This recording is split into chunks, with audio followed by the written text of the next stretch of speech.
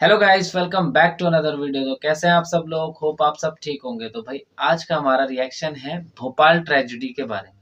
जो gas leak कांड हुआ था उसके बारे में जानेंगे ध्रुव राठी के थ्रू। तो आइए देखते हैं वीडियो और जानते हैं इसके बारे में पूरी जानकारी। Let's start.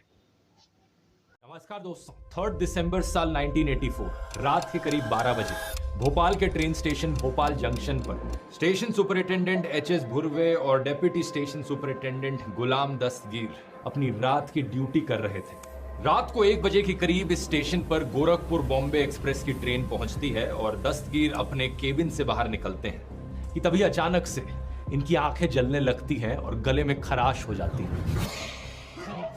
ये अपने सीनियर भुर्वे को ढूंढते हैं उन्हें ये बात बताने के लिए, लेकिन वो कहीं दिखाई नहीं देते। कुछ ही मिनटों बाद उन्हें भुर्वे जमीन पर पड़े हुए दिखाई देते हैं। दस्तगीर उनकी सांसें चेक करने की कोशिश करते हैं तो उन्हें पता चलता है कि वो जिंदा नहीं है। दस्तगीर इमीडिएटली समझ जाते हैं कि यहाँ क्या हो रहा है। असल में बात क्या है कि इस भोपाल जंक्शन स्टेशन से करीब 1 किलोमीटर दूर एक यूनियन कार्बाइड की फैक्ट्री है जहां एक बेहद खतरनाक हादसा हो गया है। यूनियन कार्बाइड से गैस लीक हुआ है। 50,000 पाउंड जहरीली गैसेस इस फैक्ट्री से लीक हो रही हैं। MIC, हाइड्रोजन साइनाइड, फॉस्फीन, ढेर सारी जहरीली गैसेस इस फैक्ट्री से निकलकर अब बड़ी तेजी से शहर में चारों तरफ फैल रही हैं। स्टेशन पर अब सबसे सीनियर मोस्ट आदमी दस्तगीर ही हैं। ये डिसाइड करते हैं कि गोरखपुर बॉम्बे एक्सप्रेस की ट्रेन को अपने स्केड्यूल डिपार्चर के समय से पहले ही निकालना होगा। प्लान के अनुसार ये ट्रेन अभी 20 मिनट और इस स्टेशन पर खड़ी रहनी थी। ट्रेन के सभी पैसेंजर्स ने अपनी खिड़कियां बंद कर रखी थी और दस्तगीर नहीं चाहते थे कि ट्रेन में बैठे लोगों को कोई खतरा पहुंचे।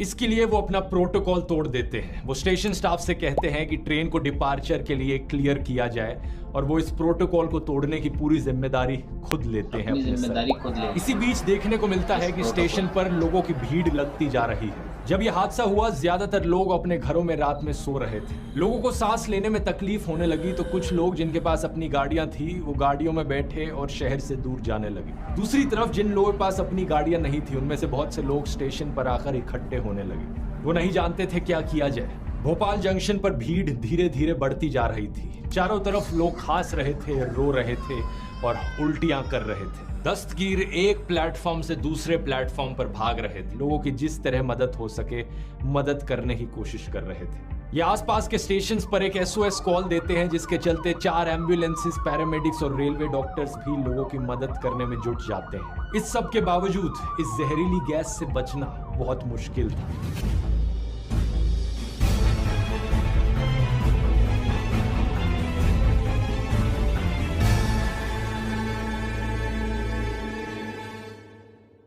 जहां एक तरफ कुछ लोग अपने घरों से बाहर निकलकर रेलवे स्टेशन तक पहुंचे थे तो दूसरी तरफ उससे भी ज्यादा लोग हॉस्पिटल्स की ओर भागे। जाहिर सी बात है, रात को सोते सोते अगर आपकी आंखें जलने लगेंगी, सांस लेने में तकलीफ होगी तो आप हॉस्पिटल जाओगे। लेकिन प्रॉब्लम यह थी कि ना तो रेलवे डॉक्टर्स को ना ही हॉस्पिटल के डॉक्टर्स को पता था कि यहाँ क्या हो रहा है। उन्होंने ऐसे सिम्टम्स लोगों में कभी पहले नहीं देखे थे। वो नहीं जानते थे कि लोगों को क्या बीमारी हो रखी है और उसके पीछे क्या कारण है। यूनियन कार्बाइड की फैक्ट्री से करीब 3 किलोमीटर दूर था भोपाल का हमीदिया हॉस्पिटल। उन दिनों इस हॉस्पिटल में करीब 1200 बेड्स की कैपेसिटी हुआ करती थी। रात के करीब 1:15 बजे इस हॉस्पिटल में पहला पेशेंट पहुंचता है जो कंप्लेन करता है कि उसकी आंखों में इरिटेशन हो रही है और इसके सिर्फ 5 मिनट बाद 1000 से ज्यादा लोगों की भीड़ लग जाती है इस हॉस्पिटल में। कुछ डॉक्टर्स इस यूनियन कार्बाइड फैक्ट्री की कंपनी से पता करने की कोशिश करते हैं कि क्या हुआ है, लेकिन वहां से गलत इंफॉर्मेशन इन्हें मिलती है। कंपनी के मेडिकल ऑफिसर LD लोया डॉक्टर्स को बताते हैं कि ये गैस पॉइजनस नहीं है, पेशेंट्स की आंखों में बस एक गीली पट्टी बांध दो, उससे सब ठीक हो जाएगा। इसी बीच superintendent of police Swarajpuri control room में जाते हैं और देखते हैं कि उनका सारा स्टाफ जोर जोर से खांस रहा है और अपनी आंखें मल रहा है। समय था रात के 1:25। वो इस कार्बाइड की फैक्ट्री में फोन लगाते हैं। 2 फोन कॉल्स पर उनको जवाब मिलता है एवरीथिंग इज ओके, सब सही है। लेकिन जब वो तीसरी बार फोन कॉल लगाते हैं तो उन्हें जवाब आता है, हमें नहीं पता क्या हुआ है यहाँ पर sir, we don't know what has happened. रात को 2:10 हॉस्पिटल में पेशेंट्स की संख्या 4000 के करीब पहुंच चुकी थी। भोपाल जंक्शन स्टेशन पर अपनी अलग ही हड़बड़ी मची हुई थी। दस्तगीर गोरखपुर बॉम्बे एक्सप्रेस को स्टेशन से रवाना कर चुके थे, लेकिन अब लोगों की मदद करना मुश्किल होता जा रहा था। इन्हें बाद में पता लगता है कि इनके तादाद में लोग सीनियर पहुंच एचएस चुके थे भुर्वे भोपाल एक दूसरी स्टेशन। ट्रेन को भोपाल से निकालने का इशारा देते हुए मारे गए। इनके सीनियर ने भी ट्रेन को कहा था, इस प्लेटफॉर्म पर मत रुको, आगे चलते जाओ, आगे चलते जाओ। गुलाम दस्तगीर, उनकी पत्नी और उनके 4 बच्चे भोपाल के पुराने शहर में रहते थे, जो कि सिर्फ 3 किलोमीटर दूर था इस यूनियन कार्बाइड की फैक्ट्री से। लेकिन दस्तगीर अपने घर वालों के बारे में सोचकर भागते नहीं हैं। वो स्टेशन पर डटे रहकर लोगों की मदद करते रहते हैं। जो भी ट्रेन स्टेशन से गुजरती है उसे कहा जाता है, रुको मत, आगे चलते रहो। दस्तगीर के कोलीग मंजूर अहमद खान उन लोगों में से थे जो भोपाल से निकलने के लिए स्टेशन पहुंचते हैं। अपने पूरे परिवार के साथ ये स्टेशन आते हैं रात के करीब 3 बजे।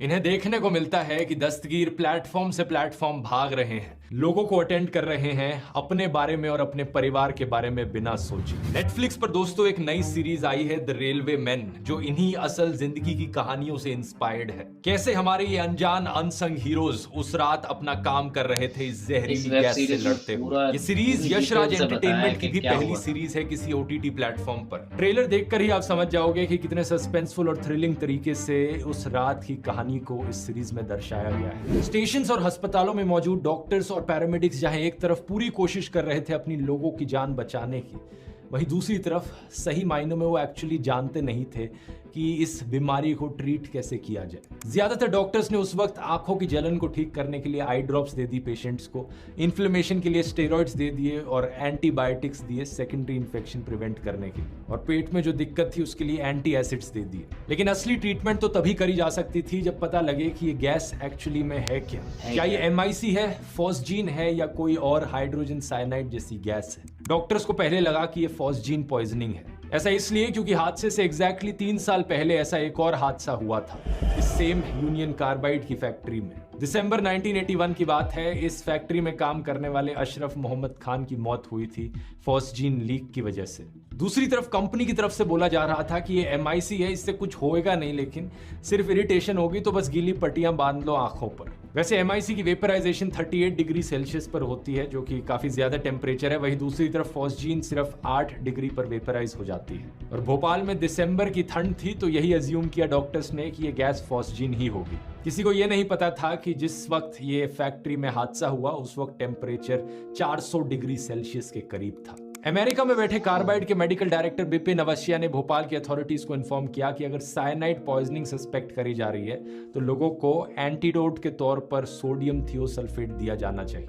पहले किए गए एक्सपेरिमेंट्स में देखा गया था कि MIC जब जलती है तो वो ब्रेक डाउन हो जाती है हाइड्रोजन साइनाइड में, और हाइड्रोजन साइनाइड को यहाँ काउंटर करने के लिए सोडियम थियोसल्फेट एक सोल्यूशन था। लेकिन बिपिन अवस्थिया अपने इस बयान को 10 दिन बाद भोपाल में हो रही एक प्रेस कॉन्फ्रेंस के दौरान वापस ले लेते हैं। वो कहते हैं कि यहाँ कोई साइनाइड पॉइजनिंग नहीं हुई है तो ये एंटीडोट यूजलेस है। कंपनी की तरफ से एक स्टेटमेंट इशू करी जाती है, MIC साइनाइड नहीं है, इसे कंफ्यूज नहीं किया जाना चाहिए। MIC नेचुरली डिग्रेड कर जाता है एनवायरनमेंट में पानी के साथ रिएक्ट करके। लेकिन कंपनी की तरफ से स्टेटमेंट काफी लेट आई थी। इस वक्त तक ढेरों पेशेंट्स हॉस्पिटल में थे, अपनी ट्रीटमेंट का इंतजार कर रहे थे। तड़पते हुए पेशेंट्स की मदद करने के लिए 8 दिसंबर को German toxicologist Max Daunderer sodium thiosulphate की 50,000 डोजेस के साथ भोपाल आते हैं। डॉक्टर्स ने जब सोडियम थियोसल्फेट का इस्तेमाल किया तो पता चला कि एक्चुअली में सक्सेसफुल प्रूव हो रहा था। कई पेशेंट्स रिकवर कर रहे थे इसकी मदद से। लेकिन फिर एक पेशेंट की मौत हो जाती है इसे देने के बाद, और खबर फैलती है कि एक जर्मन डॉक्टर ने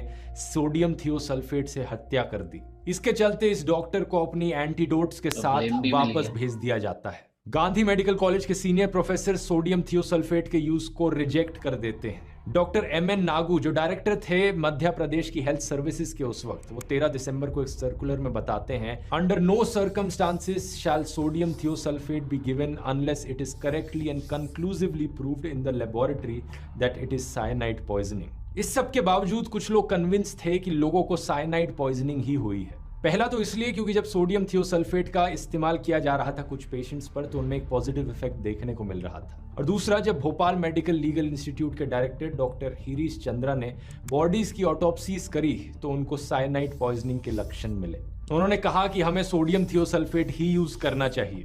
हफ्तों बाद फरवरी में जाकर आईसीएमआर भी डॉक्टर्स को इंस्ट्रक्शंस देता है कि सोडियम थियोसल्फेट ही यूज करो। यहाँ सबसे बड़ा सवाल ये उठता है कि ये कंफ्यूजन क्यों पैदा हुआ। कंपनी की तरफ से भी, जिस कंपनी की ये फैक्ट्री थी, उन्होंने भी इतना कंफ्यूजन क्यों पैदा किया MIC और साइनाइड को लेकर। इसका सीधा जवाब है, कंपनी एक बहुत बड़े कॉम्पोजिशन क्लेम के लपेटे में थी। वो पैसे बचाने के लिए MIC के साइड इफेक्ट्स को कम दिखाना चाह रही है। सरकारी अथॉरिटीज भी इस कंफ्यूजन में फंस गए, जिसकी वजह से और कई लोगों की जाने गई जिनकी बचाई जा सकती थी अगर सही टाइम पे उन्हें ट्रीटमेंट दी जाती तो। गुलाम दस्तगीर, जिनकी कहानी मैंने आपको इस वीडियो के शुरू में बताई थी, वो अपनी खुद की जान तो बचा लेते हैं, लेकिन अपनी जिंदगी के वो आखिरी 19 साल ज्यादातर समय हॉस्पिटल में बिताते हैं। साल 2003 में जाकर उनका देहांत होता है। सबसे शॉकिंग चीज इस पूरी भोपाल गैस ट्रेजेडी की कहानी में ये है कि इस हादसे के बारे में पहले ढेरों वार्निंग्स दी गई थी अलग अलग लोगों के द्वारा। कई लोग कह रहे थे कि इस फैक्ट्री में कभी भी हादसा हो सकता है, यहाँ पर सेफ्टी का कोई ध्यान नहीं रखा जाता, लेकिन ना तो कंपनी की तरफ से ना सरकारी अथॉरिटीज की तरफ से कोई एक्शन लिया गया।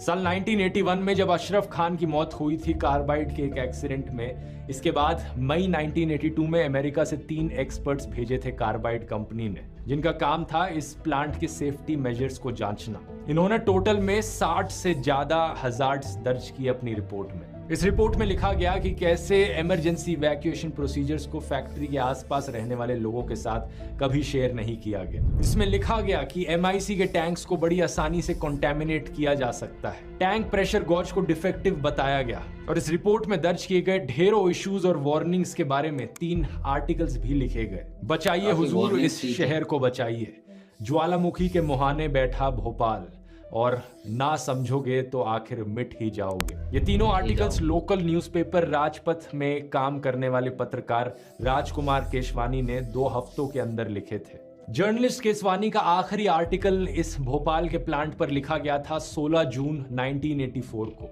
ये नेशनल न्यूज़पेपर जनसत्ता में छपा था और इसमें लिखा था कि भोपाल में कभी भी एक डिजास्टर देखने को मिल सकता है। इससे आपको अहमियत पता चल जानी चाहिए कि देश में आजाद और इंडिपेंडेंट मीडिया की कितनी जरूरत है। सच बात तो यह है कि केसवानी ने कोई एक्स्ट्राऑर्डिनरी काम नहीं किया, उन्होंने बस अपना रोजमर्रा का काम बेहद ऑनेस्टी के साथ किया और इसलिए आज उन्हें एक अनसंग हीरो कहा जा सकता है। अपने आखिरी आर्टिकल में वो एक और बड़ा खुलासा करते हैं। साल 1975 में भोपाल म्यूनिसिपल कॉर्पोरेशन को MN बुक नाम के एक हाईली रिस्पेक्टेड ब्यूरोक्रेट चला रहे थे, जिन्होंने कार्बाइड को भोपाल से निकालने का नोटिस दिया था। इसके जवाब में इनका ट्रांसफर करा दिया जाता है और कार्बाइड 25,000 रुपए देती है कॉर्पोरेशन को एक पार्क बनवाने के लिए। इस बात से केसवानी का तात्पर्य था कि सरकार में बैठे कुछ लोग कार्बाइड की मदद कर रहे हैं ताकि वो सक्सेसफुली अपनी फैक्ट्री को खोले रख सके। तो देखा आपने किस तरह से जान बचाई गुलाम दस्तगीर ने अपने भोपाल रेलवे स्टेशन पे।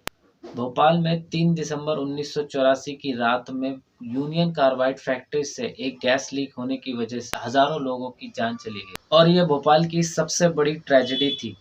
आई होप आपको इस वीडियो में काफ़ी कुछ जानने को मिला होगा और अगर आपको इसके बारे में और जानना है तो यश राज की ये वेब सीरीज़ आप देख सकते हैं, द रेलवे मैन। उम्मीद करते हैं आपको वीडियो पसंद आई होगी। बाकी वीडियो को like, comment, share and subscribe ज़रूर करें। मिलते हैं एक ऐसी अच्छी इंटरेस्टिंग वीडियो के साथ, तब तक के लिए बाय।